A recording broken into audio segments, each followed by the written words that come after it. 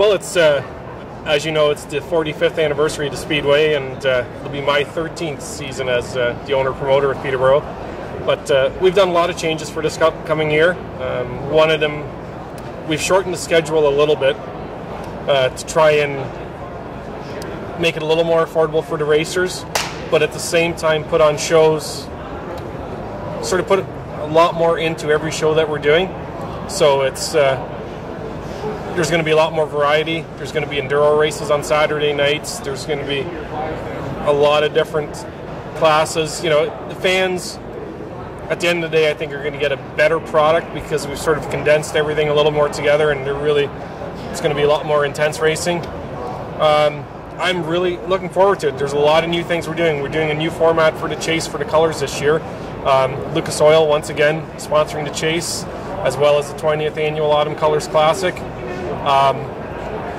The Chase for the Colors this year, the top two finishers are actually going to set the pole, the front row at the Autumn Colors, and they'll be exempt from an inversion. So that event now has a lot more meaning to it when you come out to that event. It doesn't force anybody to come out to the Chase, but if you do come out and you do well, you get rewarded. Third and fourth place finishers at the Chase will have a provisional starting spot in 15th and 16th at the Autumn Colors. If they can improve on that, you know, they can take that higher starting spot, but they're guaranteed that spot, you know, if they have some bad luck or a flat tire, or, you know, and with the amount of cars out at that event, you know, those things happen, and it's racing. Another thing we're doing what's called a Spring Scuffle Enduro, and what we're doing, it's a little different format. The entry fee is actually your car and $50, and what that has allowed us to do is we're putting up a $10,000 purse for the top three finishers.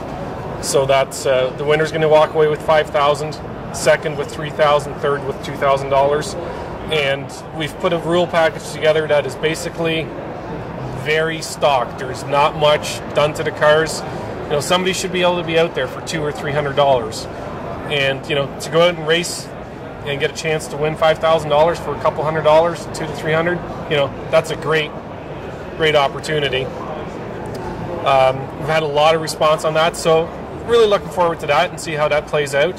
As I said, you know, Chase for the Colors is a new format.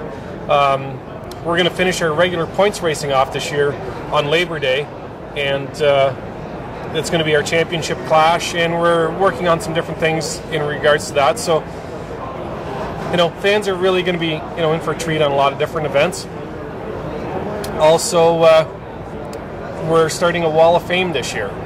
We're going to induct 10 different people this year into the inaugural year on the Wall of Fame. And it doesn't have to be a racer. It could be somebody who's worked at the Speedway or has contributed a lot to racing over the years. And then every year after that, we're going to induct another 3 people. But on one of the older concession buildings, we're changing it, and we're going to build a whole wall that's going to have a plaque from each person that gets inducted into that Wall of Fame. And besides that, you know, we got a lot of different things. We're doing tuning nights again, as in the past. Opening night, May the 19th, free grandstand admission, and we're also doing a carload night this summer. $20, however many people you can fit in the car. Get into the Speedway. If you get pulled over and get a ticket, that's, you know, that's not my problem. But no, you just, you know, so it's, you know, that coupled with the 20th running of the Autumn Colors Classic, I think it's going to be a great year. So.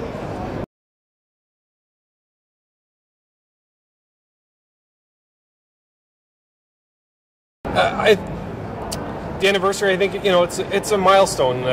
You know, 45 years of racing. I mean, that's longer than some of us have been around.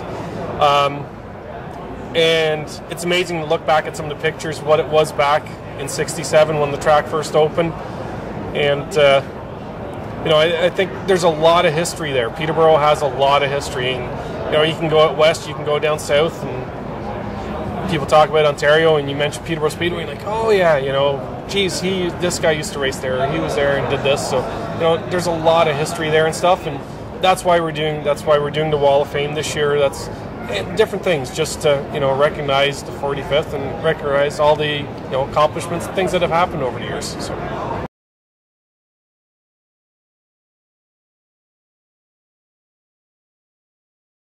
On the driving side, I'm planning to run a full season at Kawartha.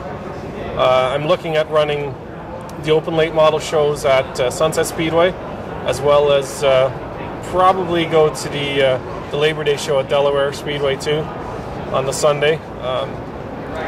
We've done a lot of changes on the car this winter actually, and we're finally starting to figure some of this stuff out on these new cars. So looking forward to a better year than last year. So.